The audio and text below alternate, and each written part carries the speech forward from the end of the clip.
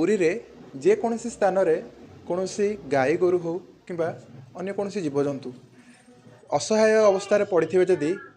भाई आमर सांगे सांगे जाती एवं तांको सेवा करती दीर्घ 15 वर्ष होला से गो सेवा करी आसुछथि तांको सहित सीधासळ कथा हबा आज्ञा परिचयटा आपनकर जय जगन्नाथ मो ना निरंजन महापात्र मो ना रिंकू बोली कहले समझ जानवे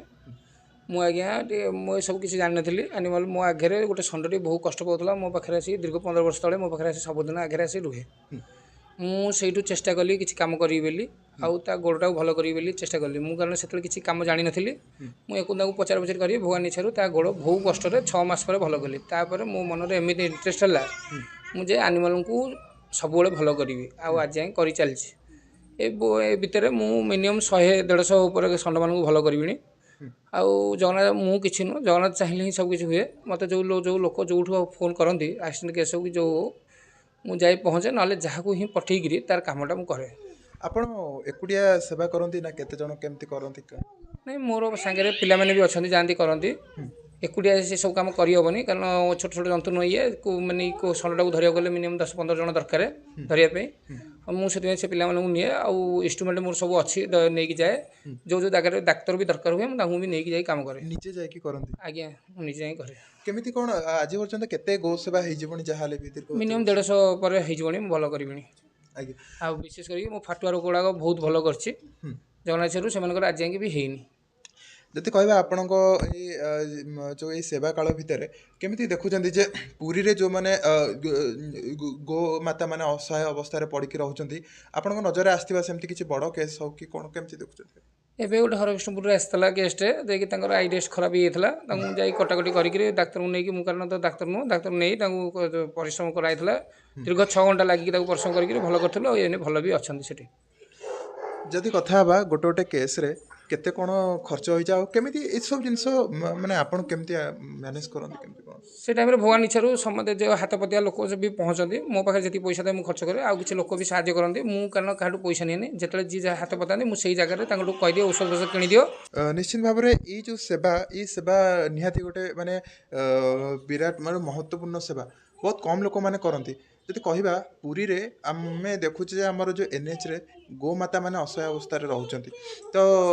बहुत गोमाता माने एक्सीडेंट होबार संभावना भी रहउची कौन कहबे तार समाधान केमती हे पारे नहीं से किसी समाधान नहीं कारण बहुत थर मुझे कलेक्टर पाक गलानी किसी गोशाला गोटे जगह दिंतु कारण जो मैंने एक्सीडेंट होती काम करा बेले सी कौन कर कहते आम जो गाड़ी अच्छी गाड़ी उठे देकी दे दिखाँ ताकू भी देख कम कराऊँ कि न कराऊँ तार रिकवरी किसी नौना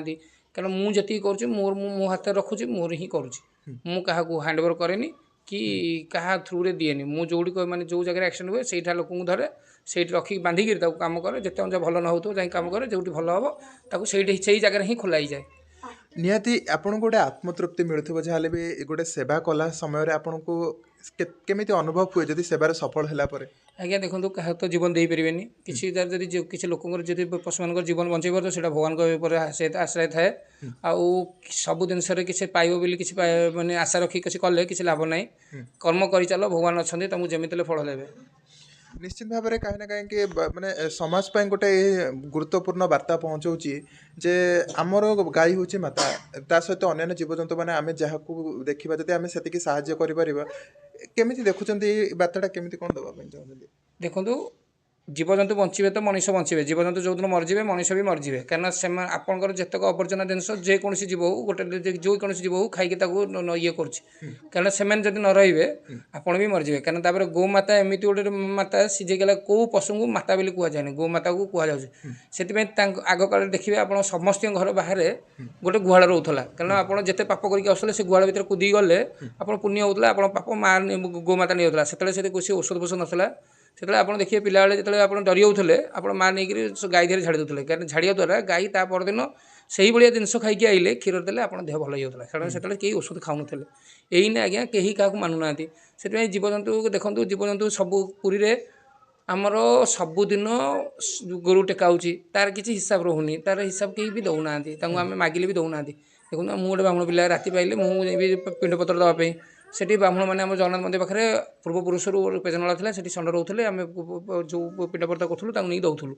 यही कि कौन हो डस्टबिन कि नलार फिंगा हो क्या मोर पितृपुरुष कौन नलार डस्टबिन खाइबे से बहुत चेष्टा कलानी गोशाला करी सिंहद्वार